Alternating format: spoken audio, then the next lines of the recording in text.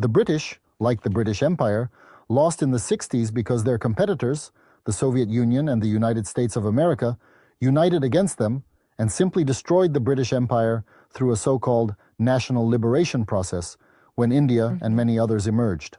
Thus, it is currently classified as a third-tier state. Indeed, there are talented individuals present, as well as valuable expertise in the field of colonial construction. Yes, it's close to the Americans as they leverage colonial construction experience. It's evident that as a nation, the French, Germans, and English are closer to the Americans. Why? Because they're colonizers.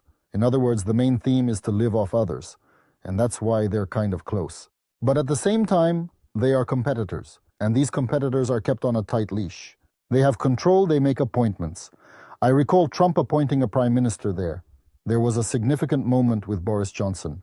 And obviously it is evident that the sacred moment of power in that place is the royal family. And accordingly, they handle this royal family with their methods of orange revolutions, while the Americans are specialists in Maidans. That is their trick. And thanks to these methods, they continue to maintain control over, including the entire British Empire, former England, and as a result, the royal family, along with everything else that is associated with it. Here are my data technologies. It is manipulating people. Bribes, career building, education, systemic manipulation, and various other forms of manipulation are employed to control and influence individuals. Hence, they control them with their technologies, specialists under their control, in this instance, the British authorities. Why? To prevent the English from deviating and trying to bark at the United States of America, measures are taken to ensure they stay on track and avoid any misguided attempts.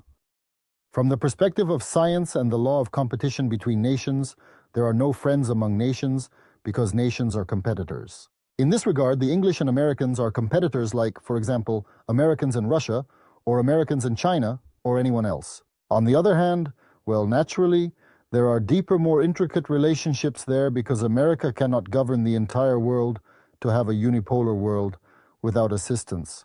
The English are good assistants because they have valuable experience. Well, roughly speaking, imagine a company director hiring scientists. Who is the boss? Of course, the company director. But are scientists smarter? Yes, they are. But that doesn't mean he's not the boss, right? So the English can't influence American policy, its orders, its course, but they can, so to speak, significantly assist them in implementing this course. There may be friction, but this friction is at the level of boss-subordinate, nothing more.